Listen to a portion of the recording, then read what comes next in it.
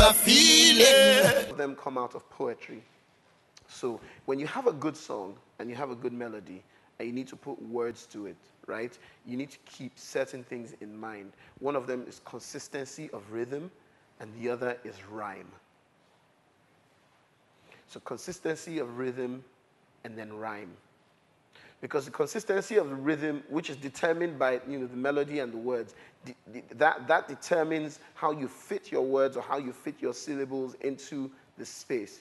Meanwhile, the rhyme determines that you have artistic consistency and semblance at the end of every line. So take, for instance, a simple song like, Twinkle, twinkle, little star, how I wonder what you are. If I sang that as, Twinkle, twinkle, little star, tell me where you went last night. If I had a teddy bear, he would sing to me every day. It still makes musical sense to a certain extent because I'm accompanying it and I'm being sort of a soft singer about it. But it's not as beautiful as up above the world so high, like a diamond in the sky. Do you see what I'm saying? The fact that you have those rhyming words come together, right? There's a certain kind of consistency that it gives to the end of the song. It helps you, for one, remember the song well. It helps to translate the message, especially if it is beautifully written. So the rhymes are not just, carelessly juxtaposed together like sustain and maintain and plantain and obtain and all those things that we like to say sometimes, right? So you need to have consistency of rhythm and rhyme. The consistency in rhythm in this song is ta, ta, ta, ta, ta, ta, ta. Do you understand? Ta. So it's ta, ta, ta, ta, ta, ta, ta, ta, ta, ta. You know what I mean? Ta, ta, ta.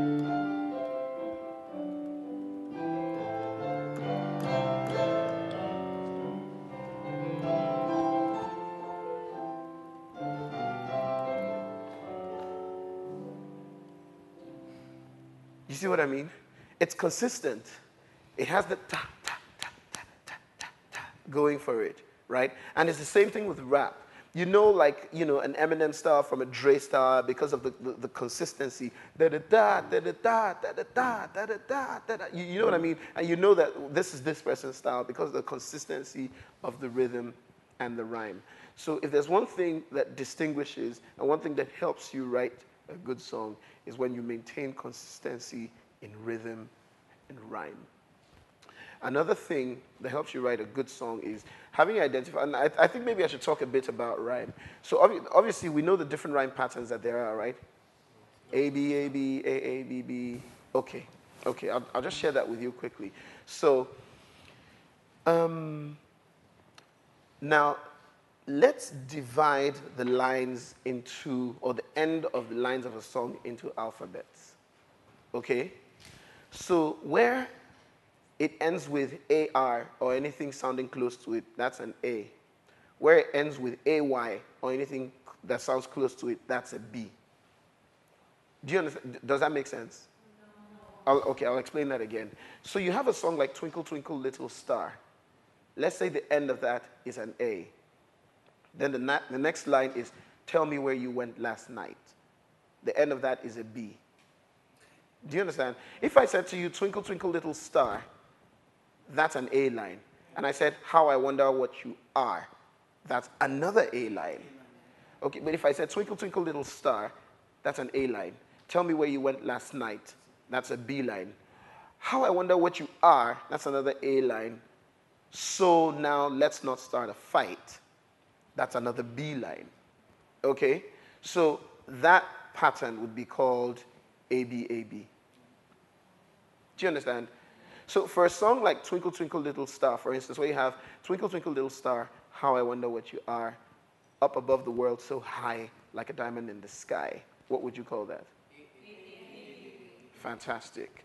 You know what I mean? So that consistency in your rhyme scheme is also another thing that helps to write a good song. Now, obviously, there are songs, there are times, there are lines that don't necessarily rhyme in the exact same spelling scheme. For instance, when you rhyme with reason and kitchen. You know what I mean? So reason is O-N, kitchen is E-N. And you can rhyme with lines as with words as far apart as reason, kitchen, wisdom. You know what I mean? They don't necessarily connect in that exact same scheme as you have Twinkle Twinkle Little Star, but they connect because when they're pronounced, right, they sort of come together. You know what I mean? But you begin to do that when you're sort of a more advanced songwriter, and when whoever is going to be singing your song is conscious enough to pronounce those words in such a way as would make rhyming sense. Okay? So that's that for that in terms of rhyme. So to write a good song, it needs to be inspired. It could come to you either in form of lyrics or melody. You know, you need to find what inspires you to write a good song. And then in terms of dealing with the lyrics, you need to have a good melody. In dealing with the lyrics, you have to have good rhyme and rhythm technique. Okay? And then another thing you need to keep in mind when writing a song is you need to be conscious of the audience that you're writing for. Do you understand? Obviously, the Nigerian music scene as we know it today, in order to write a typical Nigerian song, right, there are certain lines that have almost become, well, they sound cliche, but for whatever reason, they still work. You know what I mean? And a lot of the songs that you hear actually carry these lines. You know, if people aren't talking about Go Down Low, you know what I mean? They're talking about, Najoli We Dey, or, something of the sort. If you sold that to an American, they'd probably be doing, huh? Like, what's he talking about? You know what I mean? Even though some of them may have been inherited, you know what I mean? Obviously, because of, how culture is and how culture moves. But it's important when you're writing a song to be mindful of the audience, be mindful of the demographic, be mindful of the people that you're writing, a song for. You can't be writing a song for my mother, and be having lines like, throw your hands up in the air and wave them up like you just don't care. You're obviously you're not speaking to her, you're not meeting her needs. You know what I mean? So in order to be a good songwriter, you need to keep in mind that, you want to write song for this particular demographic, and then narrow it down or extend it as far or, as not so far as you would like for it to be. Okay? Cool. So, I understand some of you have been writing songs, or you should be writing songs by now. One thing I would like to do is take time out to share some of those songs with you. And then, I don't know, maybe when we continue later today, or maybe when we come together again tomorrow, I can share a thing or two on, the science of songwriting, and then some of those regulatory policies that I was telling you about, just so that you know how to operate in a space when you sit down with your friends and decide, okay, so we're going to write a song, and you just write a regular song and it becomes a hit. So how do you manage that kind of situation? And then, what collecting societies do you need to belong to in order to push your songs? Because I know tons and tons of people who sit down at home and earn big bucks from doing nothing, but just writing songs and selling them off to other people. And then, you can also be part of your own writing process, you know what I mean, for your own songs. And then you want to be able to make meaningful contributions when that's happening. But I think I want to share with some of you, stuff that you've written.